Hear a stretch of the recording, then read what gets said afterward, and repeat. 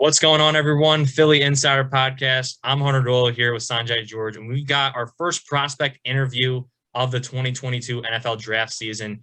Kaleb Eleby from Western Michigan. First off, congrats on being a draft prospect. That's an accomplishment in and of itself. All MAC second team, 45-11 touchdown interception ratio in your career. And we just want to thank you so much for doing this, man, and for the opportunity. So just let us know how you're doing and how the draft process has been, man. Yeah, man. First, man, I say thank you. It's been a pleasure, man. It's definitely been a pleasure. Just taking it one day at a time, man.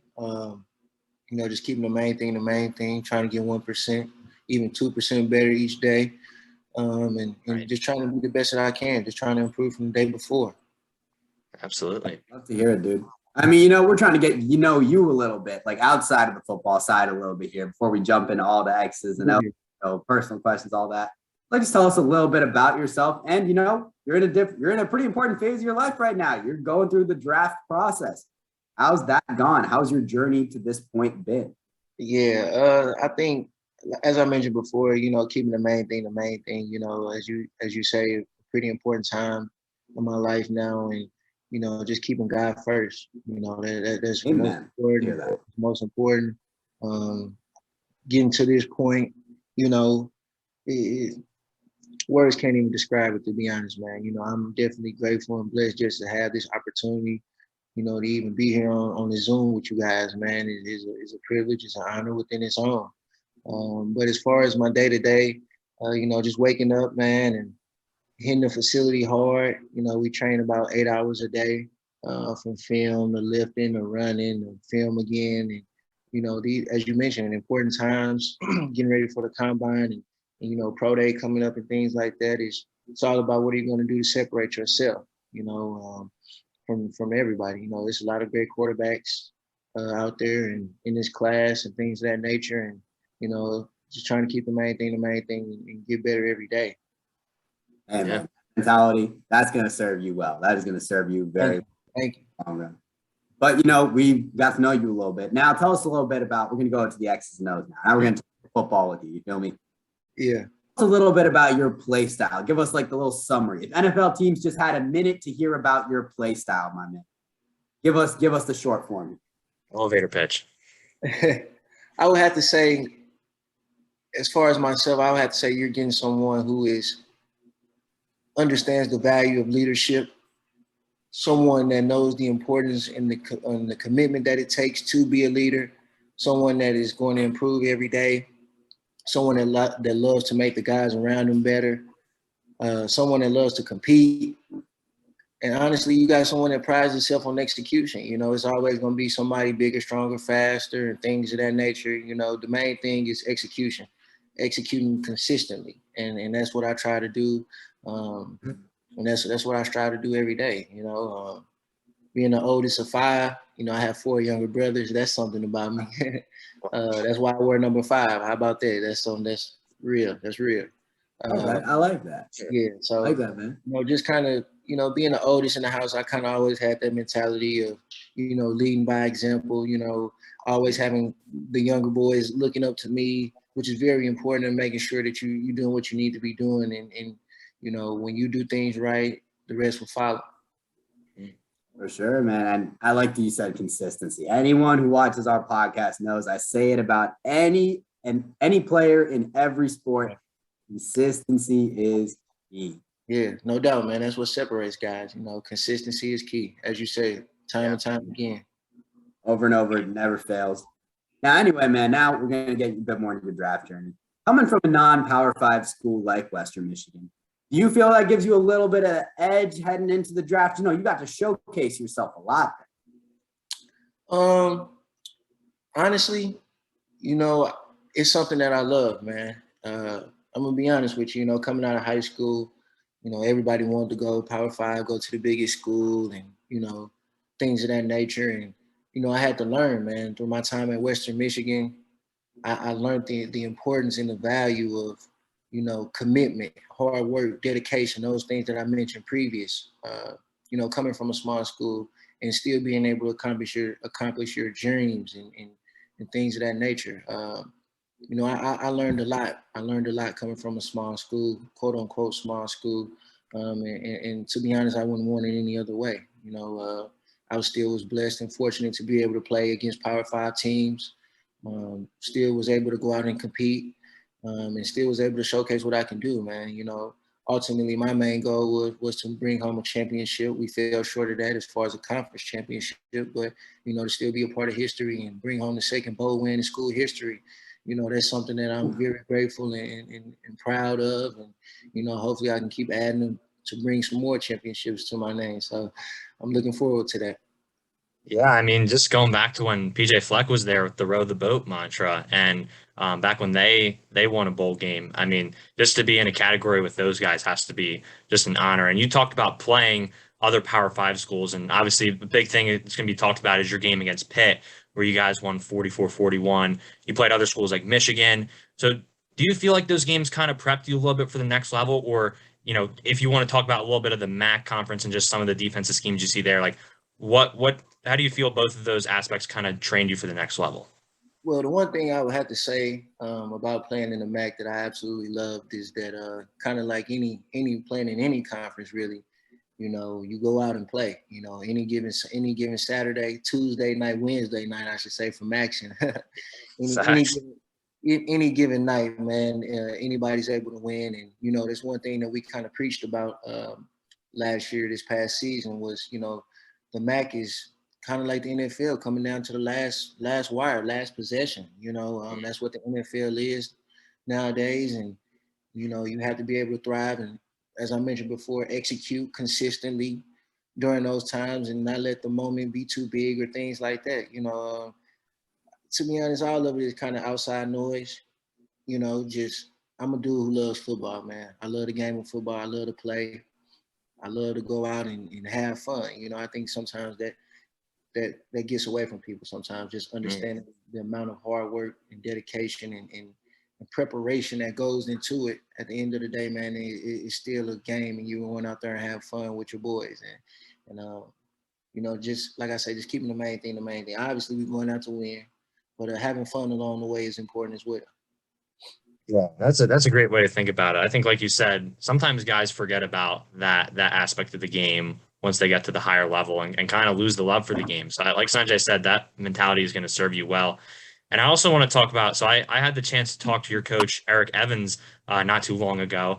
Okay. And yeah, he was talking about that Pitt game, and he said, quote, that we won that game largely because Kaleb didn't put the ball in good spots. He put the ball in great spots. So talk a little bit about working on just your velocity and manipulating that and being able to throw the ball in the tight windows and still be accurate to protect your receivers and also, you know, lead them for yards after catch. Yeah. Going back to Coach Evans, man, it's a one thing I always remember from Coach Evans. He said, aim small, miss small. And essentially what that means is, you know, focus on hitting the target at all times. And, you know, with him being my quarterback coach and, you know, prepping and working with me daily, that's just something that's embedded in my head. You know, I'm always looking to hit the target and things of that nature, man. I love to compete. You know, we have a little drill, a little warm-up drill. We call it the clap drill, you know, just a quick clap, hit the target, you know, whoever can hit the target the most, you know, just little things like that, finding different ways to get better. As I mentioned before, you know, having fun with it. You know, a lot of guys might be looking at it as, oh, we just playing a little clap game and catch and things of that nature. But no, you know, we are doing that. But A, I'm trying to beat you, and B, I'm trying to hit the target. So, you know, just things like that, man. And as far as putting the ball where it needs to be and protecting my receivers, that just goes back to having fun with the guys, man. You know, those are the receivers and running backs and offensive line, and those are the guys that make the big plays happen. You know, it's my job as the quarterback to deliver the ball, who it needs to go to, when it needs to go there, how it needs to go there. You know, I'm very well aware of that, and that's what I try to do, man. I just try to do my job at the highest level and do it over and over and over again. Love that, man. Love to hear it, especially, you know, I'm sure any NFL team listening will love to hear you be not putting your receivers in danger. You know, sometimes watching a game, you see a pass get thrown, you're like, you see the guy drop it, you're like, it's a good thing he didn't catch that. That was a pass otherwise. I mean, it happens. You know, the guys on defense, they get paid too. You know, they do indeed get paid too. you know, but just trying, like I say, man, just going out having fun and, you know, trying to execute time and time again. Like I say, execution is key, you know, and the amount of details in a particular play or specific spot, you know, the difference between the catch and the incompletion could be that small, you know. And yeah, I just have to leave it at that. I got you. But man, you know, from research we did prior to this interview, you're at about your list. It seems like most places have you at around 6'1", 210 right now. And obviously at the combine, we'll like get like official measurables and all that, pro day, all that. Yeah. You know, the age, there used to be this thing said about quarterbacks, you know, got to be like 6'4", got to be bigger on the side, got to have big body, got to be able to take the hits. We're talking like Big Ben style. That was like the prototypical quarterback of ages past. Absolutely. You know, nowadays, that narrative is kind of faded out to the side. You know, you see guys like Kyler, Drew did it for the longest. We see Tua still trying to make a name for himself. Baker, Aaron Rodgers, so they kind of a little bit smaller. Russell Wilson, obviously. Right. A little bit smaller and kind of broke that mold. But that question still gets asked, you know, by teams. They're like, what about his size? Like, how well can you take these hits? For anyone coming at you with those kind of questions, what would you say to them? You know, it's always going to have that question. You know, you're always going to have people that love you and people that are not your biggest fan, you know, and what I would have to say to that is just, do you want a guy that's big or do you want a guy that loves, you know, that can make things happen, you know? And I just have to leave it at that. You know, I study the guys like Drew. You know, Drew's one of my favorite quarterbacks. You know, I've studied him for a very, very long time. You know, he's had a successful career. You know, just think about all the questions and naysayers that people had about Drew Brees. You know, Everywhere. And I think that speaks volume. I think that speaks volume. I mean, look at the guy like Tom Brady. You know, who just announced his retirement today. You know, football will never be the same without watching him, you know. Just think about him, man, you know, coming from a 6th-round draft pick. You know, just you're going to have people that, like I say, that love you, and you're going to have people that's not your biggest fan. I think it's I think it's up to you and the work that you put in and the preparation that you have and your love for the game that's ultimately going to show. You know, I'm a firm believer that hard work always pays off, and I'm going to stick to that. I like that. Couldn't agree more. But, you know, you must be looking at Hunter, did you send him a copy of the question sheet? Because, you know, you look answering the next question I was going to ask you, which is, we just listed off some NFL QBs. Are there any guys who you try to, like, really watch film on and really incorporate parts of their game into your own? Yeah, I like to be honest with you, man, I like to watch a little bit of everybody. You know, I like to call myself a sponge, you know, soak up as much information as you can, see what makes the greats great, and, you know, just try to take a little bit of everybody's game and try and implement it into my own way, you know, to be able to go out and be the best version of Kaleb Eleby that I can be. Yeah, I mean, look, my my high school baseball coach said the exact same thing. He said, "Be a sponge, soak up as much information as you can." So, I feel like that's such a common coaching point, but you got to take that to heart. And just going back to Coach Evans a little bit, speaking on coaching, he also talked about your footwork a lot and how that came along throughout the years. What did he kind of work with you on footwork? And, you know, a lot of guys we see maybe after a couple reads or they just kind of panic and are watching the rush, scramble a little bit, but you seem to be very poised and composed back there. So what's kind of led to that ability to really heighten your footwork going forward? Preparation. You know, I spent numerous amount of extra hours with Coach Evans, you know, working on footwork, trying to get better. And that was something that, you know, I still continue to improve upon, you know, the emphasis on my feet, emphasis on being able to go through progressions, you know.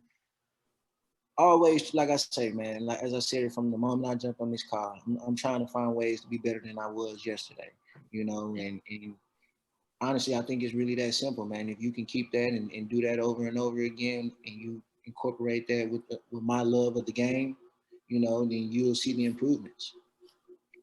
Definitely. And you mentioned processing kind of along with footwork and just going through your progression. So where do you feel you're at in that aspect of your game? Because obviously anyone can watch tape, but we don't know what the playbook is, what the progression of reads are. But where do you feel you're at with that? And what are some areas in that in progressing that you want to improve upon?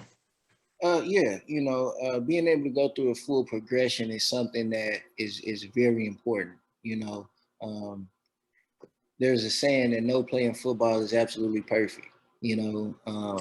So with that being said, sometimes you might have to get all the way backside to the fourth progression or check the ball down. That's very important. You look at guys in the NFL today, and a lot of guys check the ball down. Some have made a living off checking the ball down. I think the biggest moment that I had as far as that would have to be the Toledo game, 2 years ago, and the fake spike, and but that was set up through checkdowns. Sean Tyler, running back at the time, he did a great job. Ended up giving him some not so good balls. He had one come low that he was able to catch, and still made some things happen to get out of bounds, save the clock. That those are the little details that come together that overall help a team win. Without that, it doesn't happen. So being able to focus in on those details is very important, from being open with my feet when I'm throwing left to being able to, have my feet and my shoulders come back with me to work the full field progression. Those are things that, you constantly work on every day, constantly trying to improve upon. And, it's a little bit different when you got the defensive line out there coming at you. So, practicing at full speed and being able to subtle pocket moves to buy an extra second here or there without, having to run around and things of that nature. It's all about being efficient. And that's something that I pride myself on, is being efficient in every aspect. Definitely. And you mentioned your teammates a little bit. So you've got another teammate with you, Skyy Moore, going in the NFL draft this year.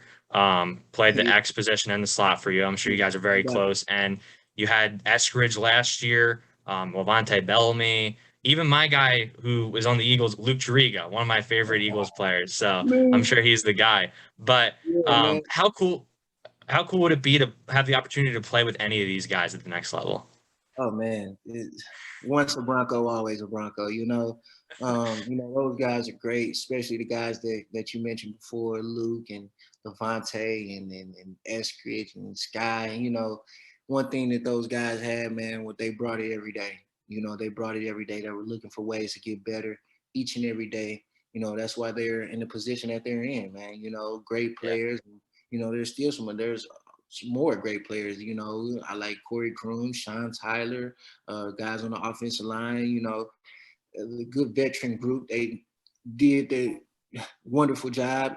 So it's really a team game, man. And one is not one without the other. And to be able to gel and for everybody to have that shine, as you mentioned, you didn't mention one player, you mentioned multiple. And I feel like that's very important, and it's no coincidence that happened. Hey man, I love to hear it. And you've been talking about getting better this whole time, man. So we're gonna try and get a little specifics out of you now with this question. During this time of the draft, where you're obviously trying to make yourself look as good as possible, trying to get drafted as high as you can, the best team you can. Let us know, what are some things which you're working on in your game right now?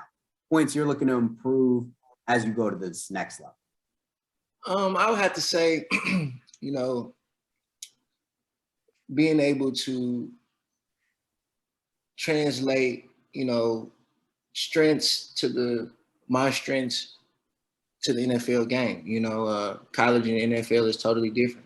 Being able to communicate at a high level, to be able to study like a professional, just becoming a pro, in every aspect, from on the field, off the field, just from asking questions. Well, hey, coach, why are we doing this? Or, being able to understand the game at a more deeply level. Think about the game like a pro. I'm a firm believer in a smarter player is always the better player.